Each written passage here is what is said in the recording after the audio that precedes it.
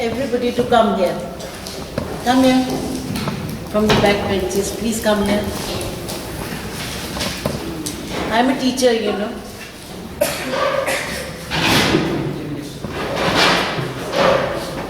आगे भी आ सकते हैं. I like to look at my audience and then I can speak better.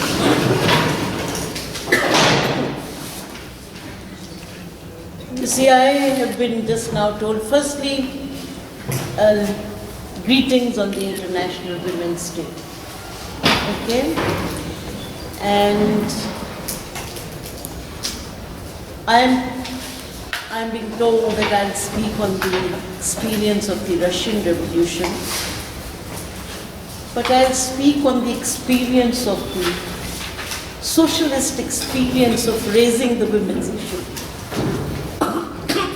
Russian Revolution comes as something which materialized what we theoretically think about the women's question.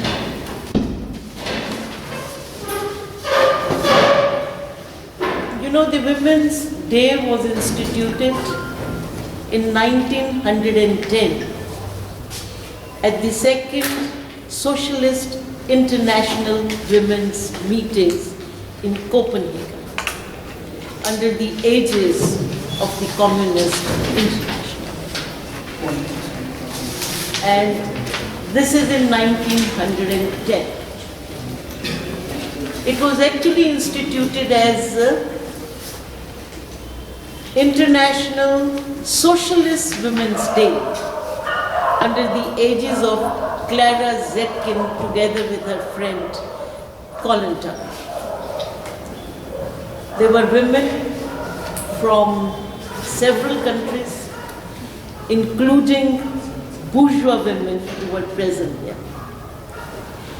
There were several issues that were at stake and were discussed. And this day was taken up. 8th March became actually finalized in 1913 because it was the day on which in 1908 thousands of American seamstresses, women who stitch garments, had come on strike, thousands of them, bloody strike, and there was bloody repression. And they stood up. There were militant women. There were women workers. It was in honor of their day that finally 8th March got selected. So those who instituted the day were Marxists, socialists, and the day in whose memory it got instituted was a militant, bloody, working class women's struggle. I say this because you see, it's important to know that why do we say that women's question? What do we understand by women's question? I'll come to the Russian experience later because I like to take up some very fundamental questions. You know, we think we know and yet when we come to it, we do not know. What is women's question? What are the working class questions?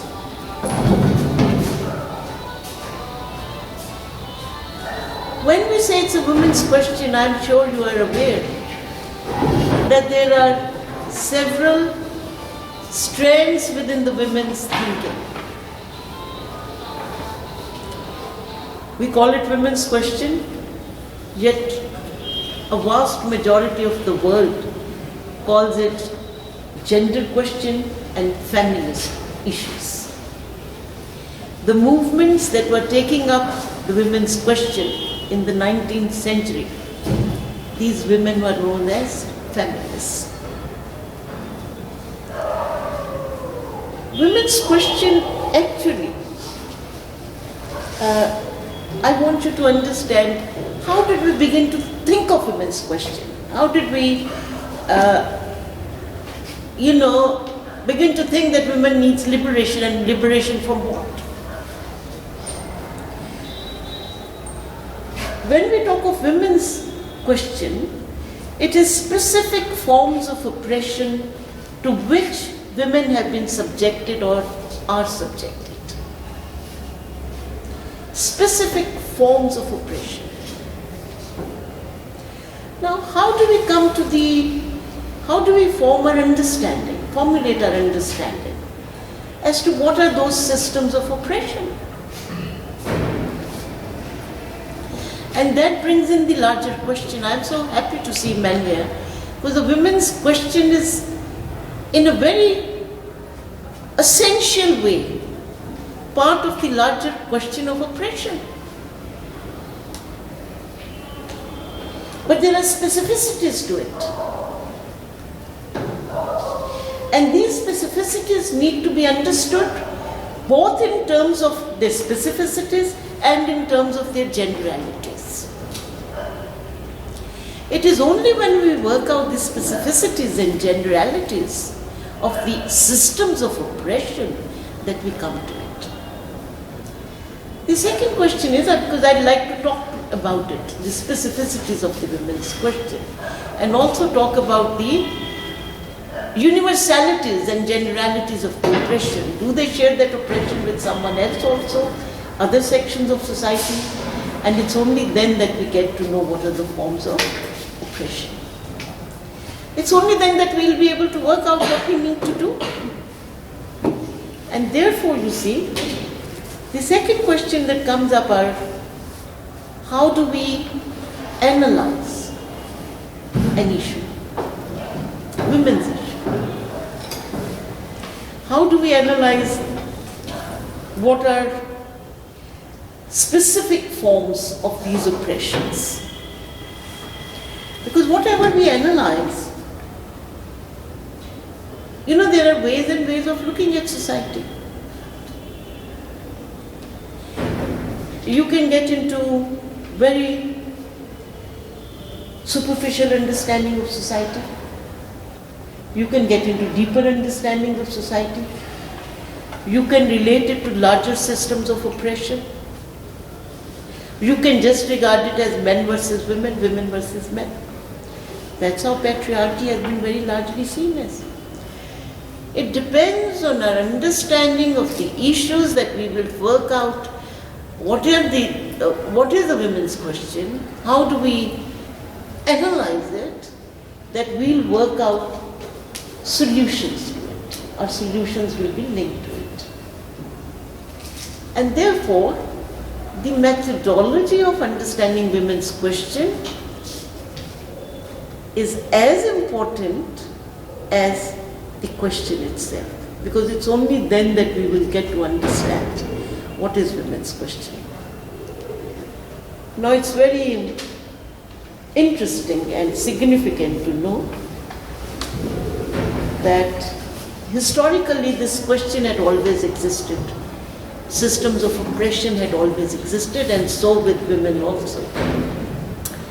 But it's only in the 19th century, in the latter half of the 19th century, that the women's question came to be surfaced in society.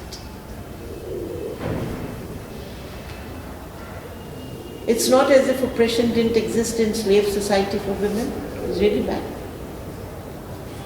So one has to try to understand, how is it that women's question came to surface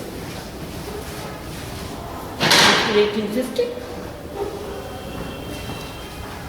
What was so significant about the time and developments of the time that women's question surfaced? Now, what was so specific about the 19th century? You see, 19th century, particularly mid-19th century, and this came in Europe, this came in America, the women's question. It didn't come in Asia, it didn't come in Africa, but it surfaced in Europe and America, in the Western world. and it gradually came to India also. Now, the reason for its surfacing in the 19th century is its linkages to industrial capitalism.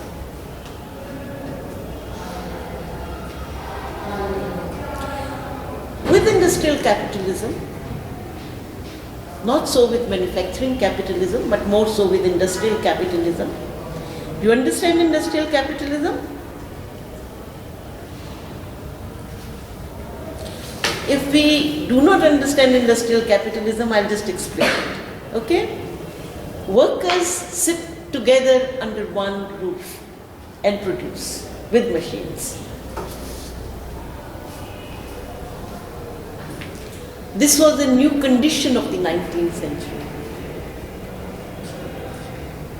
Prior to that, prior to the coming of industrial capitalism, there had been manufacturing system of capitalism, but by and large, the pre-capitalist systems were individual production-based systems. When we get into industrial capitalism with working class sitting under one roof with the same conditions, producing, consciousness of working class and their character changes. It is socialization of labor. With this socialization of labor, the questions of the working class and the questions of women within that of the working class. I want you to know that in pre-capitalist society, capitalism was a system whereby for the first time very large scale production had taken place. Prior to that, individual artisanal based production used to be there by and large. When there is individual artisanal based production, the logistics of that are very different. People are producing for themselves, they take it to the market. When there are larger systems of production, what happens with the larger system of production is that the working class, the peasants who became workers, lost their means of production and only were selling their wage labor. And in the process, women also came. In the pre-capitalist system, what was the role of women? The role of women was that the women were engaging in domestic production. There was a large-scale domestic production for everyday use. The kind of things that we get in the market as snacks and all that, they were not available even when I was a child on that kind of scale. My mother used to make lots of snacks at home and preserve them. So women's role, women's production was household production for consumption. So women, it's not that they were not producing, but they were producing for consumption of the household. With the emergence of capitalism, when production became universalized, it became more and more unprofitable and unfeasible for women to produce for single households because production began to be there on a larger scale. And women, their jobs of production, they were kind of taken away with the new system in which large-scale production for the market had begun to take place. And in the new forms, and this is also the time when the feudal serfs are thrown out of their lands and they're impoverished, and in the process of getting impoverished, they also become workers. Their husbands were working in the factories. And these women then actually did not have means of their incomes decreased during this period. So during this period, women stepped out of their houses to engage in production to supplement their husbands' incomes. Where would they work? They would also go to work in the factories. And it is quite remarkable when they went to work in the factories. I don't know how deeply one understands the system of capitalism. Capitalism always keeps reserve labor. Because if there is labor in abundance available, then they can negotiate wages and give lower wages. So when they used women, they were given lower wages, and then they reduced also men's wages because they were able to recruit labor at lower wages. Then they used children's labor to reduce women's wages. This is how the system operates. Now they literally got crumbs for their wages. And yet they had to work. Little did they realize that when they stepped out of their houses in hundreds and thousands and subsequently millions, lakhs, that the impact of that would be their work would reduce the wages of their husbands. When women came to work, within very short period, the wages of men got reduced. All this is happening in Europe and America. Their wages got reduced. And then children were used and women's wages were reduced. And the worst example of it was Russia. Because Russia had both feudal and slave production. Capitalism had not yet got established there. So they included all forms of oppression, slave, feudal and capitalist, to have the worst kind of system that could be in operation for exploitation. With the result that we have both in Europe and a little later in Russia, movements that began to come up against the system that was leading to so much oppression. Trade unionism was not legal yet in Europe till 1872. Any strikes were declared illegal. In Russia, of course, people were exiled, they were beaten up, they were imprisoned, exiled. The children's working conditions were that they worked from 16 to 18 hours a day. They received a few pennies. Women worked for a little shorter period. They received a little more. Men received a little more than women. And it is men and women together, because there were also conditions of slavery, working together, that they wanted their children's oppression to be reduced. That some of the first strikes in Russia in the 1870s, big textile factories, by men and women together for reduction of their children's exploitation. And women, they were not political strikes, but it was a process of getting politicized and understanding the systems of oppression. I am emphasizing one thing. For understanding women's question, one has to understand the larger socio-political economic context. It's only then that we can work out the specificities of any form of oppression in society. In Europe, you leave alone Russia, in Western Europe, conditions were so abominable and wages so low. They were inhuman conditions. It learned them to fight. And with the socialization of labor and with the kind of horrendous conditions of exploitation with industrial capitalism, we have the raising of the women's question. It comes to consciousness.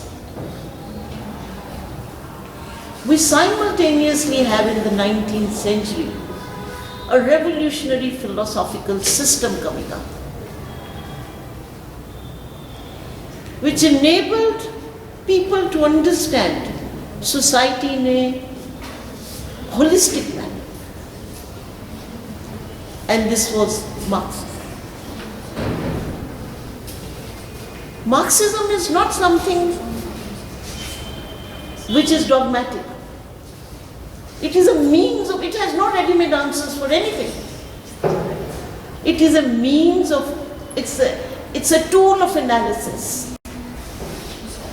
It is a means of enriching one's understanding of society. And it is with that we began to understand some of these issues better.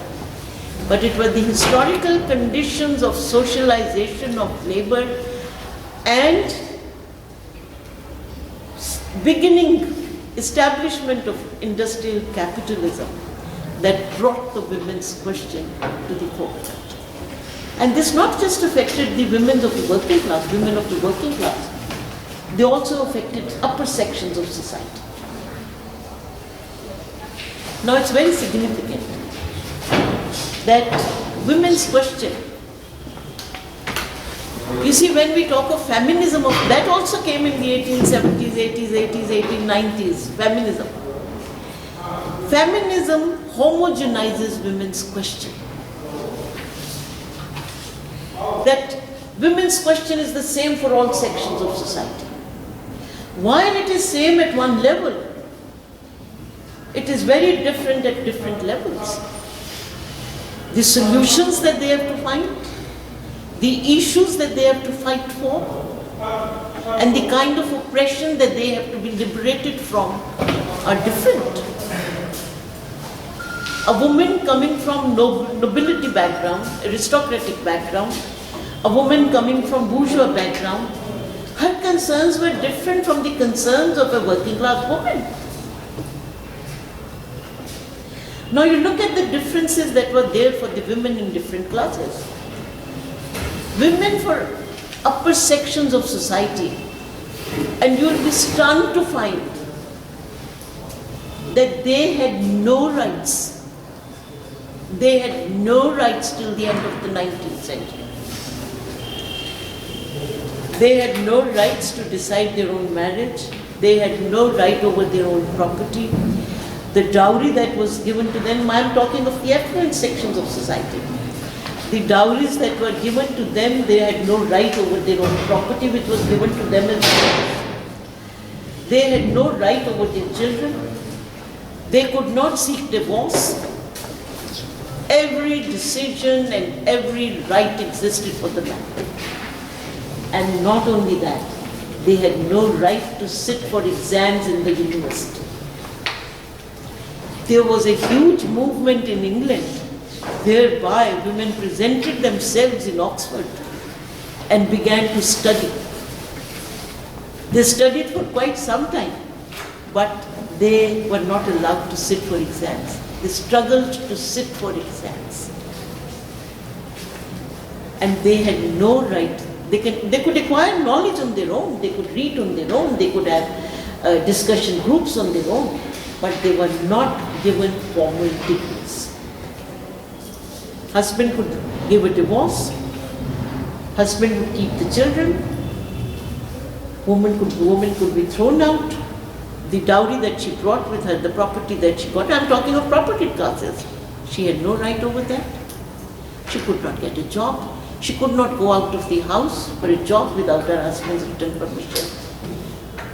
It was a system that is unimaginable. Okay? Women of all classes struggled in the 19th century to get the basic rights. Some of the concessions that we succeeded in getting, we owe it to our generations that have gone before us. And so the women's question actually meant different things to different sections of society. And their achievement would depend on different struggles. Working class women have no property. Working class women actually had no time to go for education. Working class women were not fighting against their money. How do you get to the systemic changes that women needed? Systemic changes that the upper sections of women from the upper sections of society, whether the erstwhile feudal section or the new bourgeois sections, they needed emancipation, they needed to have right to have property. You know, in India also, by and large, women do not have the right to have property, although in theory it has been enshrined in the rules and the laws of the country. So they needed right to have property. So they needed a different kind of struggle. It's their property, but they could not own it. They needed to study. They needed to get jobs. So they began to compete with their husbands in everything. And there were different kinds of struggles. But there was one common struggle. And that was the struggle for vote, enfranchisement. Within the left, there were different views about it. Some views were that there was no need to support this bourgeois demand. But Clara Zetkin and socialist women, there was a strong section within the socialist women who said that we needed to support it. It was because of the support of the socialist women who were fighting that the demand for universal franchise was raised. Not only women, even men did not have the right to vote.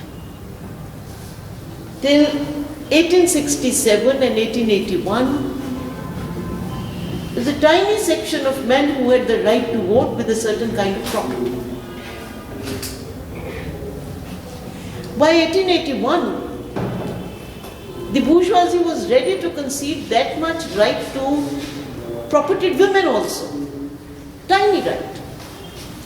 But not to the low sections of men, working class. So it was a common fight for the working class men and women that they strive for universal franchise. But in this they all fought together. In 1910, when the International Women's Day was established, a vote was to be taken on the franchise, it is called suffragette movement. In this movement, what was to be done, what was to be the demand? And within that, majority of women from different countries were therefore conceding the property qualification. It is the socialist section of women who were in majority from Russia primarily. They and Clara Zetkin had from Germany, that they succeeded in winning the vote finally. And it was universal franchise that was adopted as the demand of the international women. Within that, men also. It is only when the socialist camp took up the franchise issue through struggles that finally these things got conceded. Before I proceed on to something else, I just want to say one thing more. There were very few countries in the world which had voting rights prior to 1917. Just a handful of countries. Finland had it. I think partly Denmark had it. I have the list. I'll tell you, barring 3-4 countries. Finland had it. They had given it in 1904.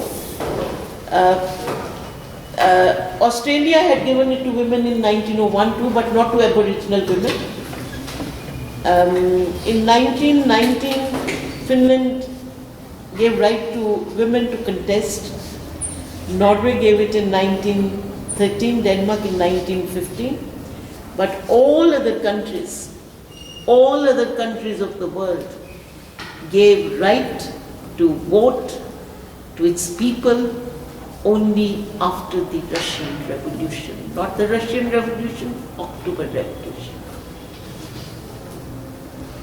All the rights that the bourgeois bourgeoisie cherishes today actually came for the first time with the October Revolution. I am not here going to get into the participation of women in the Russian Revolution at length. But I just want you to know, women were working in the factories in Russia under abominable conditions, but so were men and children. They all raised working class struggles together. From 1880s, they got linked to some kind of politics here and there. It is only when they became political did they raise the issues which were actually issues of the working class as a whole. And these women in the 70s, more so in 80s, raised the issues for the specific factories, for their working conditions, for payment of their wages. They were not paid for months together. So many deductions were carried out of their wages that they always remained in minus. So they could not even leave the job. And it was true both of men and women. They struggled together. And it is only because they struggled together they succeeded in achieving certain things that they did. In 1890s, the working class movement in Russia got politicized, particularly with the entry of Lenin in that. And we have first working class demand through Lenin. You know, they had tsardom. Their king used to be called the Tsar. One Tsar had died and the next one was to be coronated. And in that the whole world presents itself because it's a big occasion.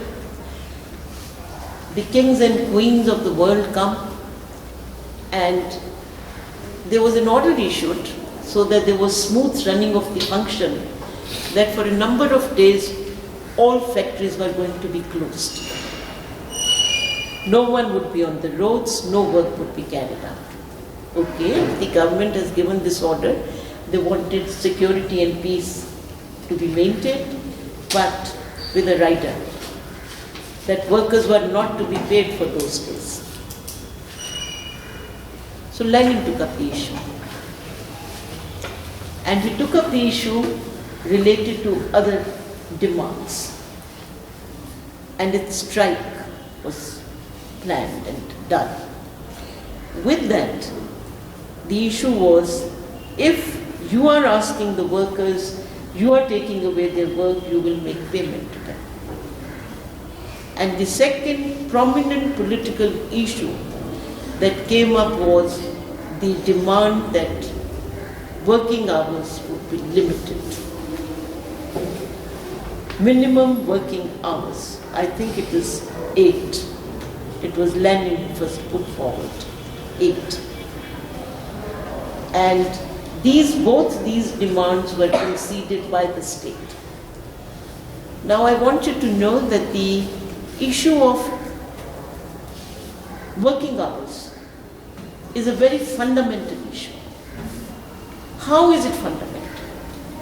In terms of working class demands, it is both in terms of its being a political issue and in terms of its being systemic issue.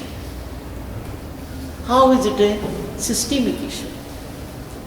It is a systemic issue because the number of hours that you work, you produce and you generate profit for the capitalists. If the numbers of hours are limited, then that much work is reduced and the scope of profit gets reduced.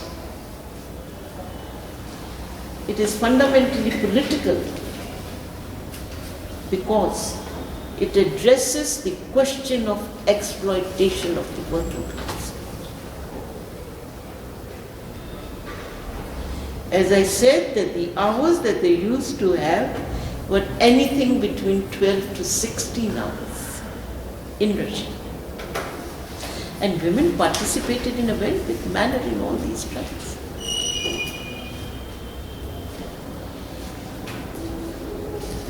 It is with the women's participation, working class women's participation, that the suffragette movement actually became a viable movement. Because the bourgeoisie, the women from the bourgeoisie, are very limited in number. And they are not very militant. Who would participate in these movements? Both in Europe and in America. They were working class women.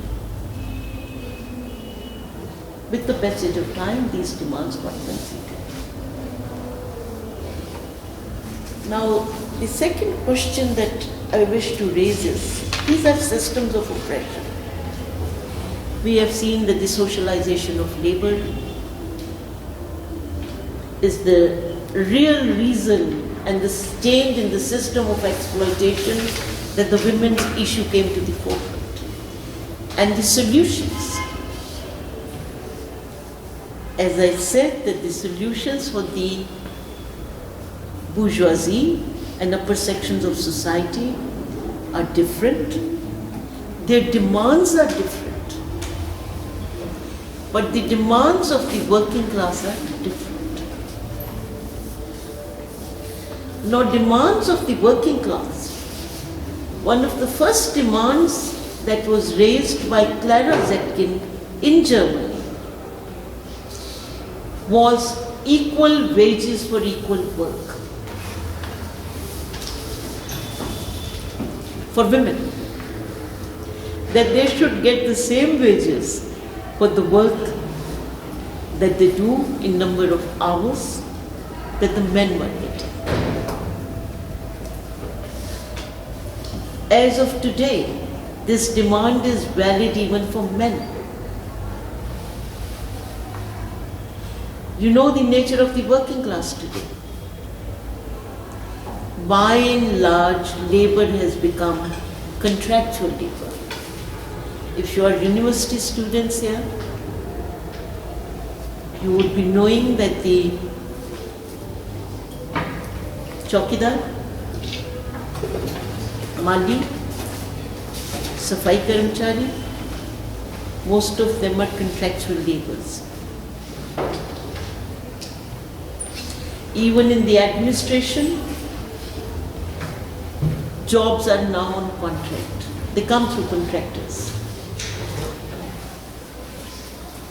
Around 2000, I was shocked to find in the administrative block women serving as PAs at a consolidated salary of 5,000 rupees. Whereas the salaries of routine government scales were anywhere around 20,000 to 25,000 to 30,000. Men, contractors, chowkidars, watchmen, for 12 hours of work, they get around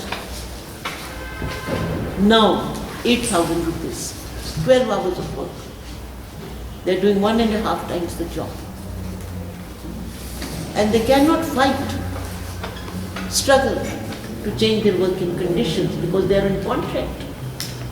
They are with a contractor. The form of labor has changed.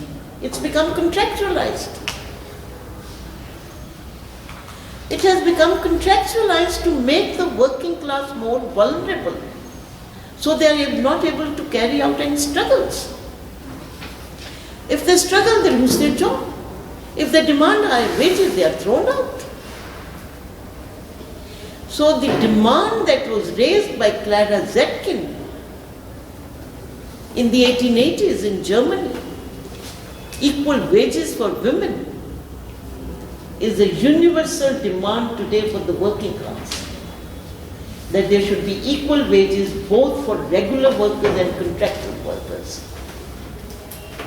And the same working conditions should be there and the same working hours should be there. So the conditions are changing.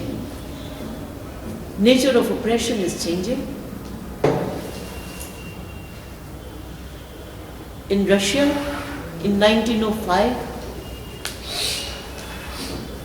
the kind of conditions that existed in the countryside and in the factories,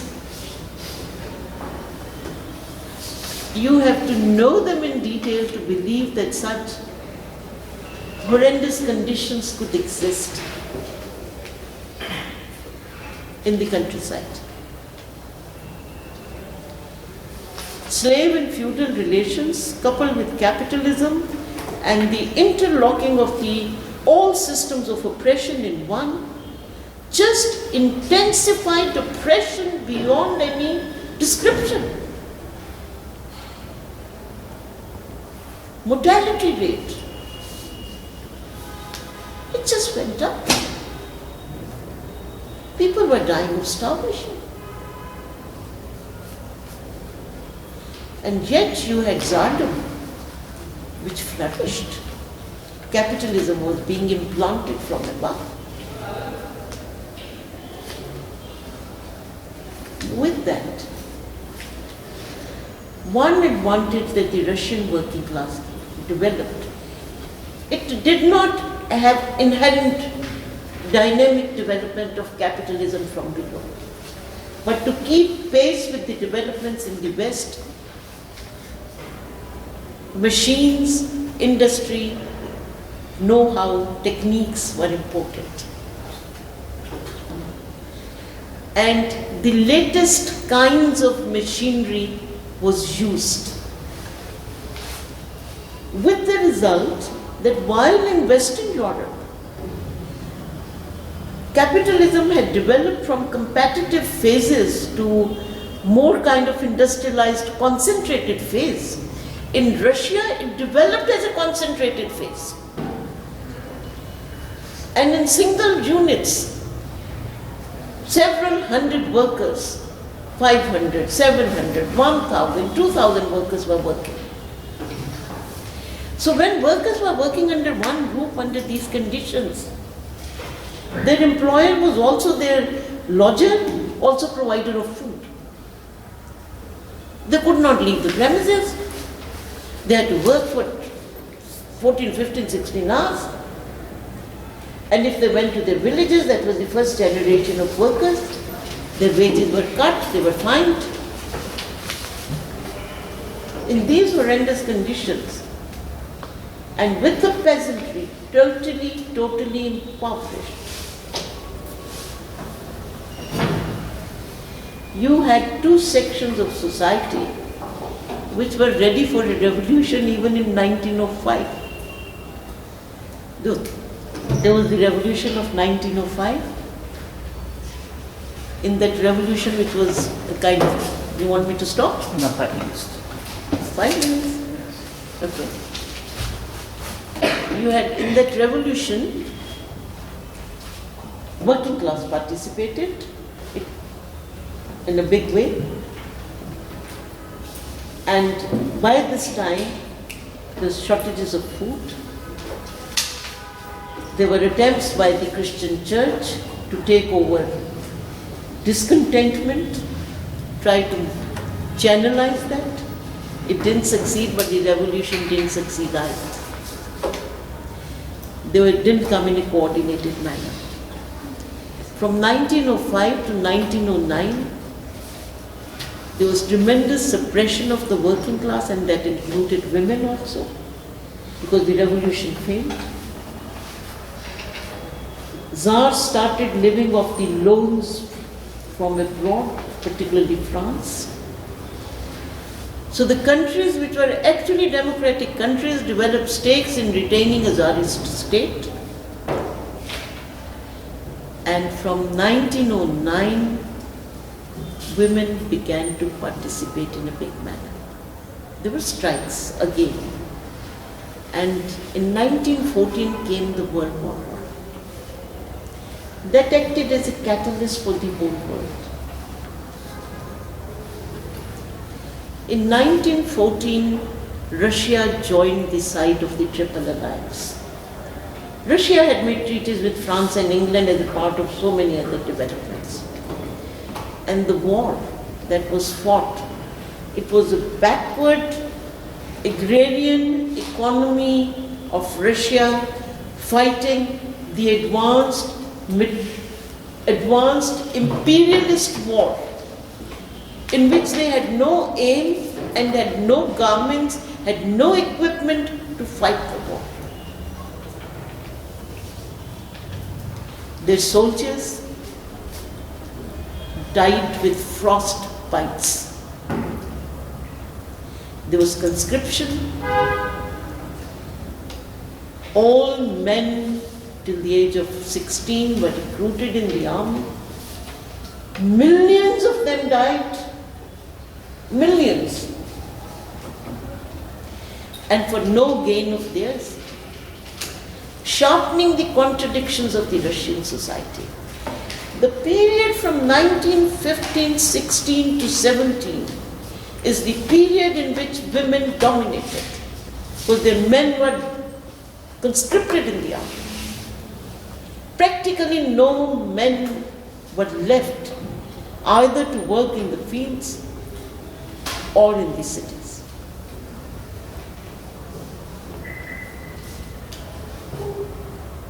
Very revolutionary role was played by women. And during this period, the working class, both men and women, you see, material conditions, material resources were all diverted to war. And yet the soldiers didn't get anything. You died. As I said, millions died. There became shortages of food. Actually, the February Revolution came as a consequence of food shortages. People would queue up for a night for one bread. The government continued to print notes, which lost all their value. And since the nobility was living a life of splendor, if you read descriptions of this period of splendor,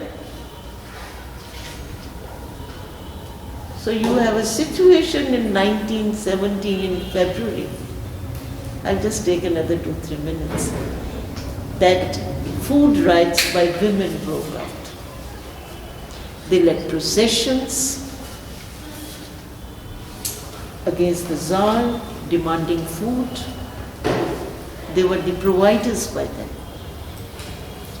And then the food riots broke up. They broke up all bakeries, stores. The people wanted to survive. They were starved. That is how the February Revolution came. It was more from below, and women's participation was very huge. Now the second last point that I very briefly make, which can come up in discussion, is that working class women's oppression will not end.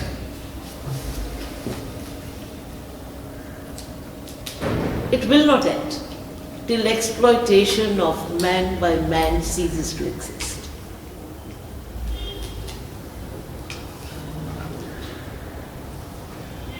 And solutions that the higher caste and class women provide for their problems are paid solutions. A woman from bourgeoisie who goes to work engages some woman as a nanny to look after her children. She uses another person's services.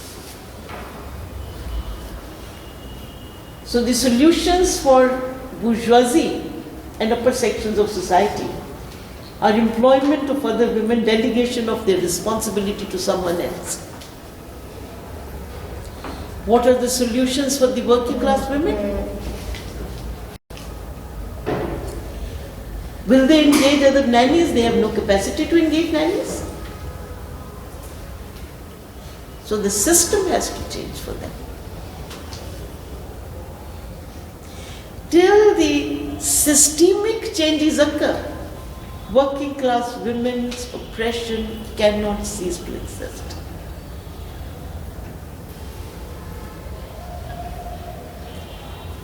We belong to a different stratum of society, but we do not know that we are a minority in society. And systemic contradictions in the world are so sharp today,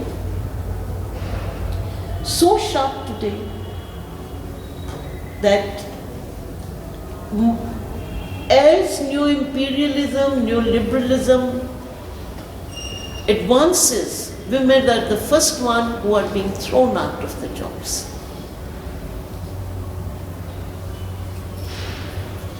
As new imperialism begins to reduce the social sector, women will be the first one to thrown out of education.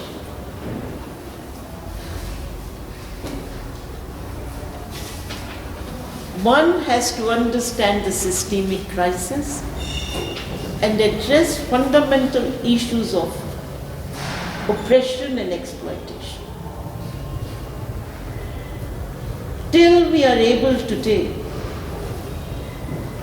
to throw out imperialism, neoliberalism, women's position from all sections of society are bound to deteriorate and is already deteriorating. And so is the position of the working man. Thank you.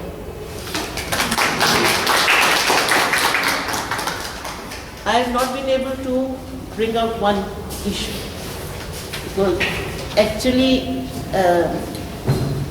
and that issue is that it is the October Revolution that provided all solutions. And that I look up when you raise questions, I'd like to answer that. And how systems have to change.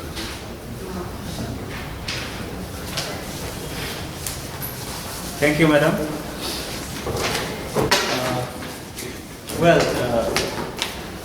I will throw the floor open to each one of you here.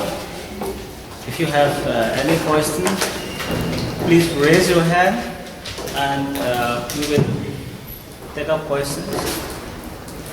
But then, just before that, I just want to know, clarifications from you that how do you interrelate patriarchal systems and the neoliberal system, because that seems to be a fundamental question that many of our young women are likely to raise.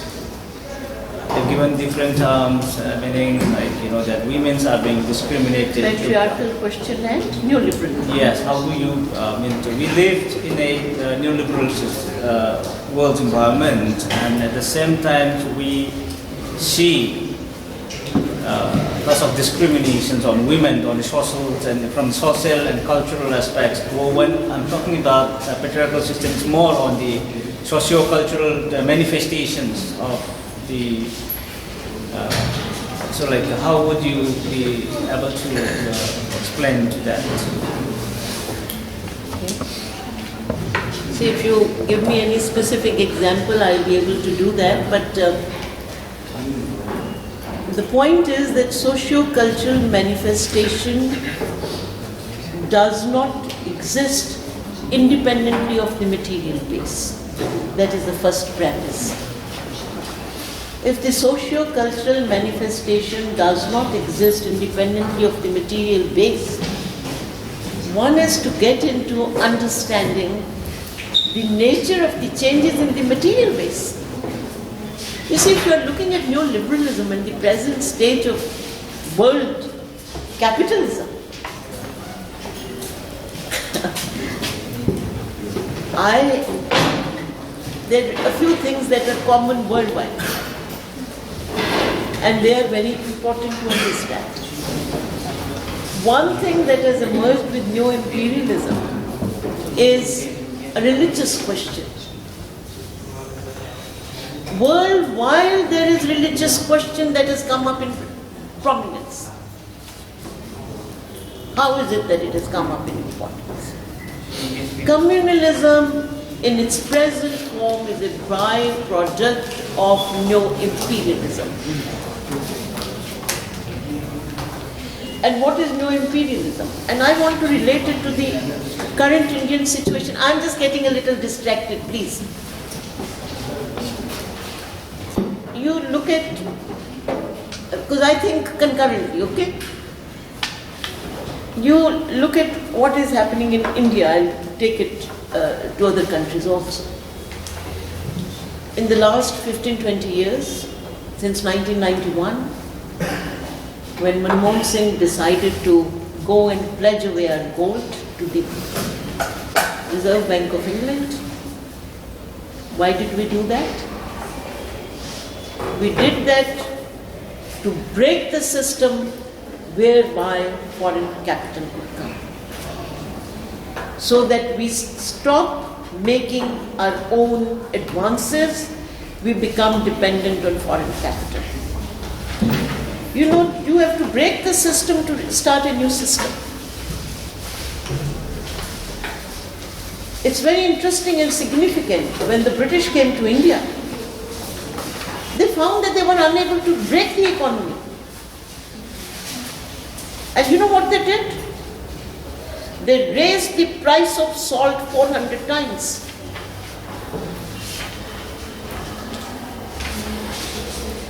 Salt was an essential ingredient. They monopolized it and raised the price to 400 times. With the result that every household had to now acquire cash to get salt. They broke the system. That is one point. You break the system. When you break the system, you also redefine systems of exploitation and production. What are the systems of exploitation and production?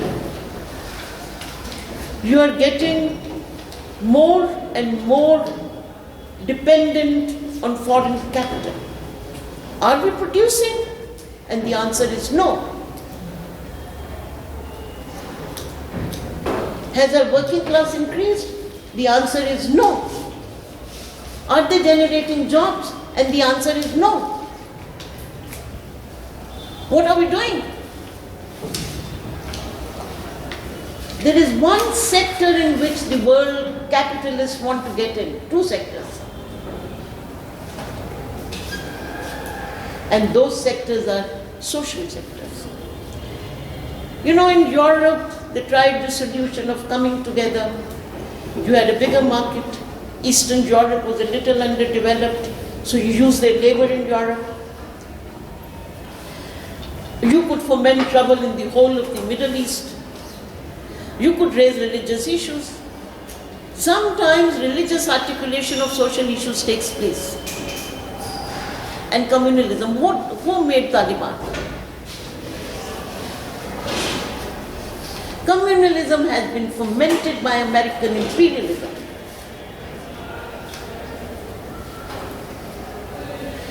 Now, what happened in India? If you look at what is socially and culturally happening in India in the last 25 years, you look at the kind of serials that are coming up, and you also look at the number of women employed, the number of women who are getting educated, and the number of women who are getting any meaningful education.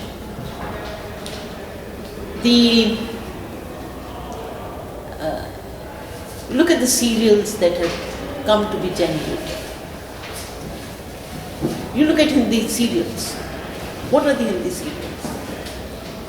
70s, 80s के ज़माने में हम लोग था. You are not there. And what are the serials today?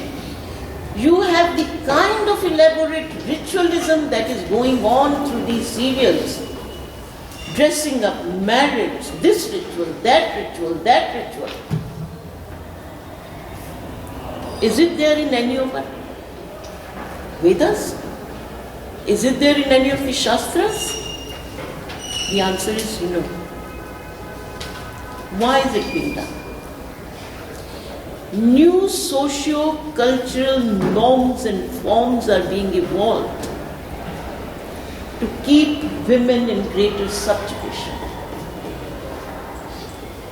And why? That is the question. And why? One, it encourages consumerism. Every little ceremony that you encourage has expenditure with it and elaborate ritualism with it. Two, it puts something in your mind that this is your culture. And that culture emerges to be predominantly one kind of culture. Low sections of society who were perpetually for thousands of millennia excluded from all this are also beginning to emulate, imitate.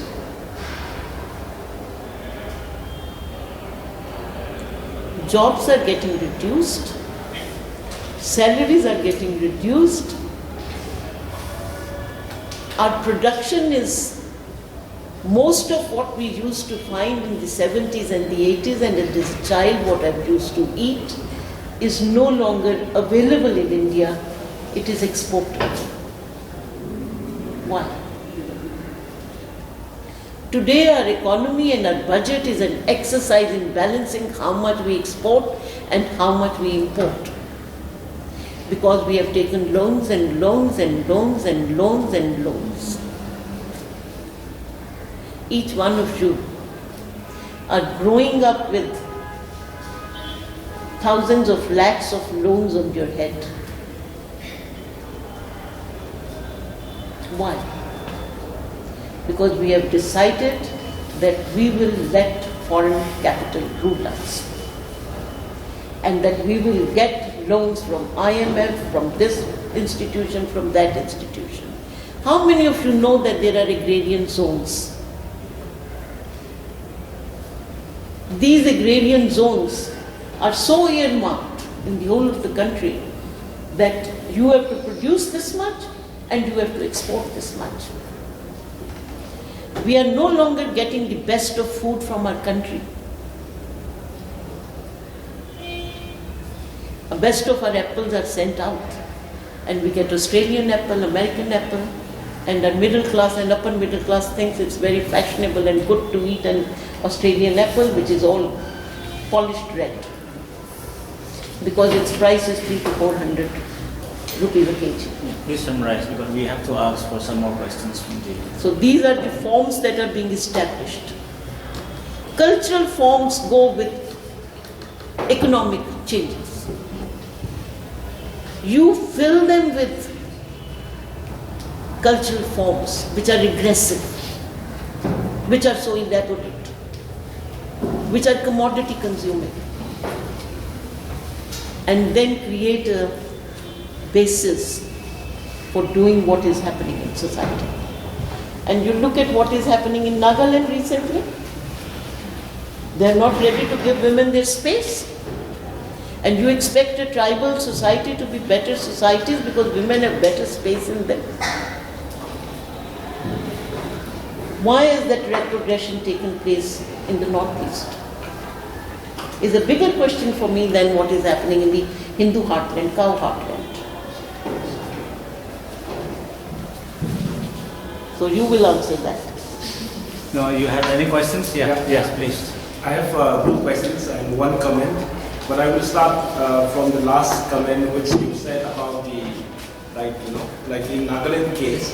In fact, it is what I understand is like it's not about the tribal society doesn't want to give the space for the women. But it's not all about why tribal society doesn't want to give space for the women in the Nagaland, but the main issue is like it's an imposition of the Indian law to the Indian law, the law Indian laws to the Naga customary society, because what they are saying is that it has to be transformed from gradual process, not from from the upper. Like it has to create a space so that they can grow naturally. That is why actually they are ready to give the space, but it should not be artificially like That is the one reason, because when I have interacted with many of the Nagas, they said that. I don't agree, but you ask your question. Yeah, that is the one aspect. What's your question? My question is, what was the impact of October Revolution in the Indian case, in the Indian women, as far as India is concerned? Another question is like you have recently visited to Manipur, and as you also mentioned about the election, like the women and the men, were allowed to cast vote in in the beginning of the 21st century. In the case of Manipur, like in 1948, the first election was held. Interestingly, both women and the men were allowed to cast a vote for the first time. But how do you see the dynamics in that thing and the patriarchy within the Manipuri society, since you have already visited? So, just before he answered, I would just like to concretize his comment in the first one to make you easier in understanding. No, you don't need to. You don't need to. Similar. It's not similar, but what I was following the Naga pamphlets who are objecting the reservations, and what I find in them is like they are raising that issue from the perspectives of cultural relativisms, saying that we would be challenging universalizations of Indians' law. We have our own specific law, so on and so forth. I mean, whether we accept that or not is a different thing, but that's the formulations that they have given forward. Please carry on responding to the... See, I am not going to so much respond to what the Northeastern society or the tribal societies of the Northeast. But I'll answer your question on how the October Revolution, what role did it play in India. Although I have not looked at it very closely, but let me first say what role it played in the USSR. That's first thing, and then we will try to work it out. Russia, after the revolution, October Revolution, was the first country in the world that gave equal rights to women in economy, politics, society, family, in every respect. Fundamentally equal right. Second, the kind of laws that came in the USSR took cognizance of women's physical needs, particularly working women, because everybody was then working in the Soviet Union. And a woman, when she became pregnant, she was given a special card so that she didn't have to stand in the queue to get her rations. She was given special food. She was given special seats in the buses where she traveled. She was given lighter jobs in the industries. And after she came back from her pregnancy, leave that was given, a long leave, at one of the first countries to give long leaves.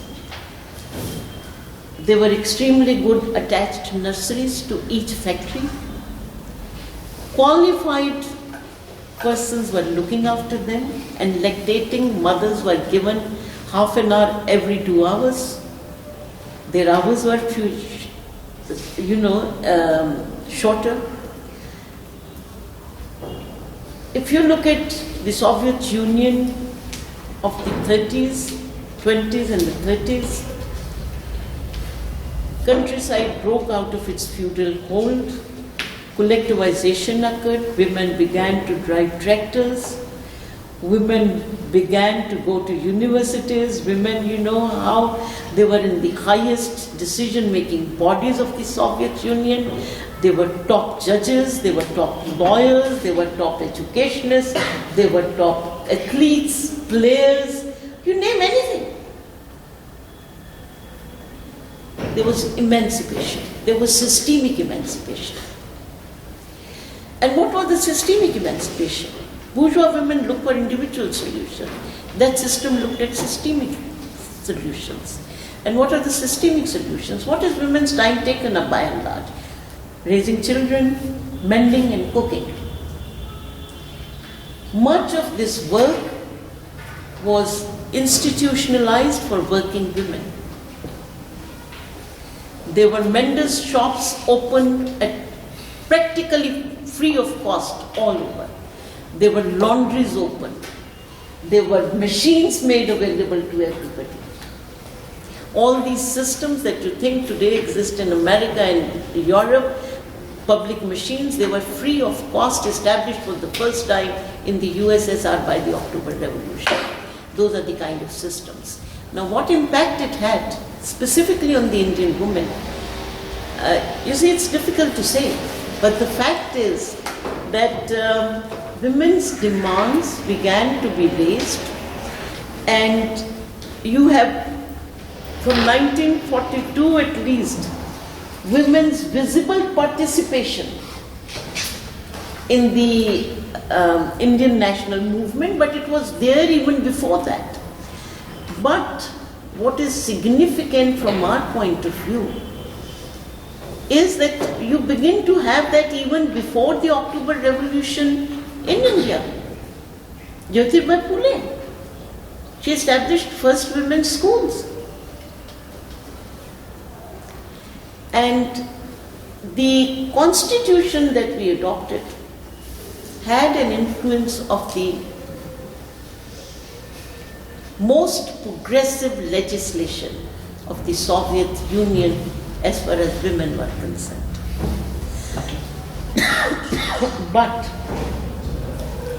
the problem comes when you have a society which is yet feudal, which is yet caste-based, and the systems that were being given were systems that were far ahead of the times. So they all got distorted. Women have not been able to receive liberation in India despite all equal rights.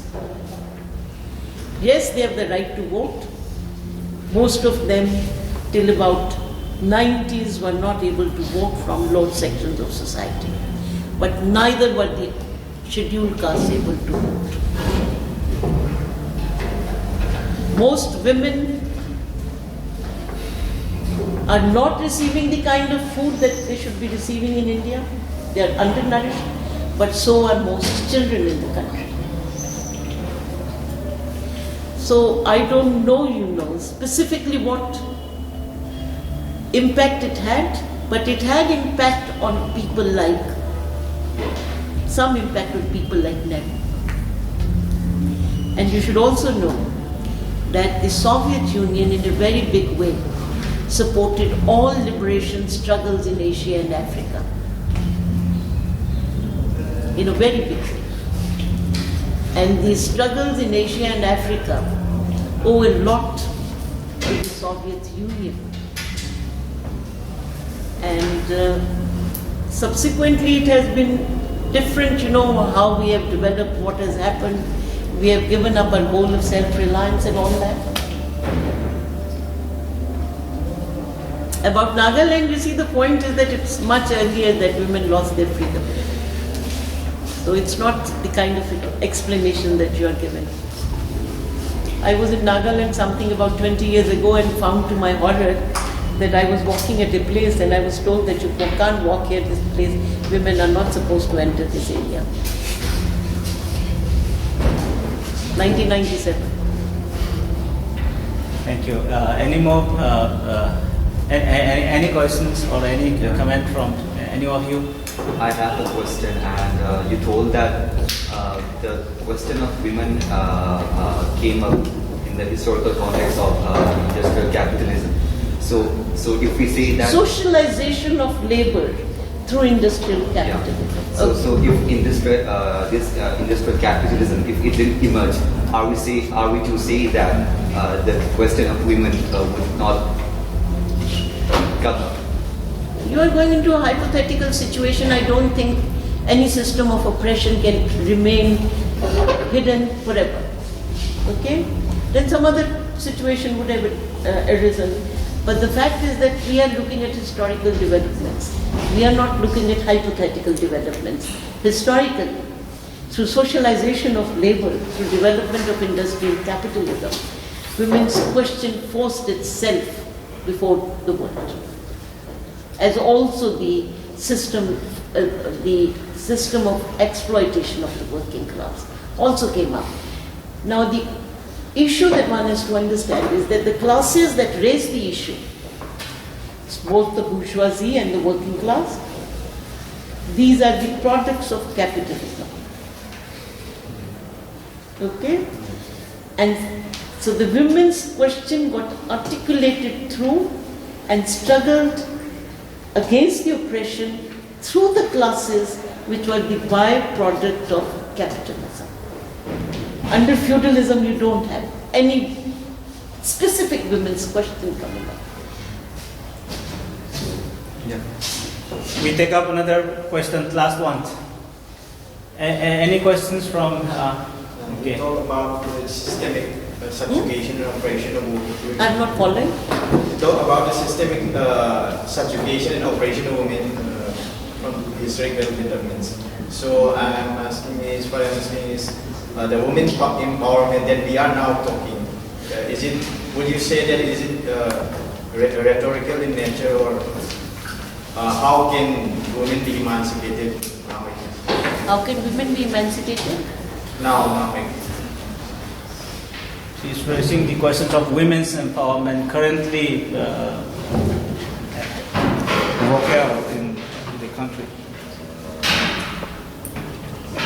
Bourgeois women have received their partial emancipation. Not full. Even they can't receive full emancipation till patriarchy is abolished. Women's emancipation for majority of the people is linked to abolition of the systems of exploitation of man by man. Till we have a system which is free from exploitation of man by man, we cannot have emancipation of the society or of its segments. Okay, some form will always exist as long as exploitation exists. It's a precondition for emancipation that exploitation of man by man ceases to exist. For that you have to break capitalism.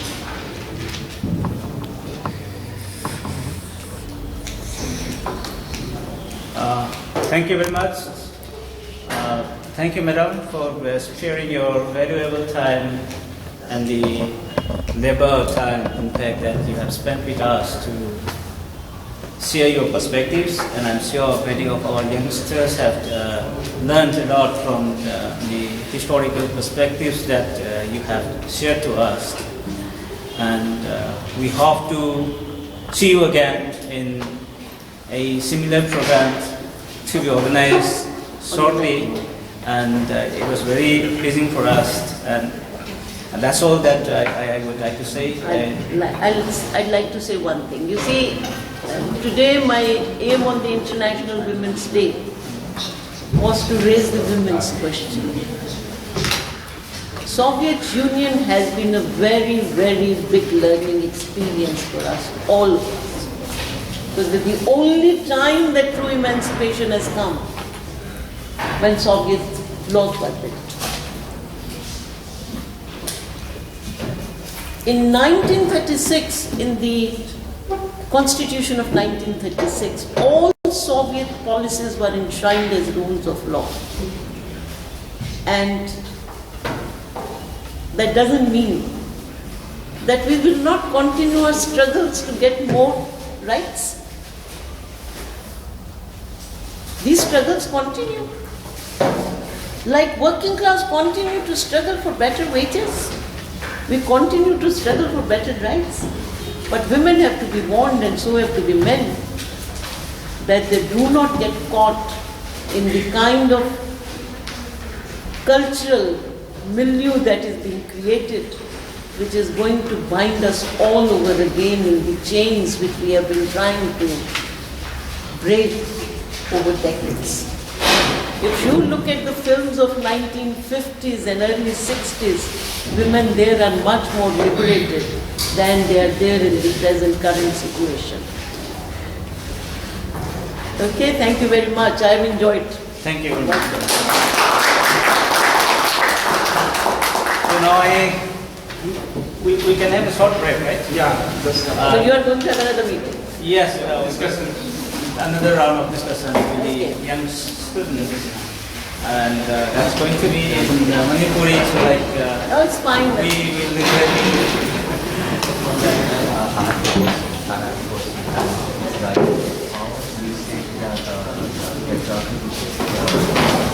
That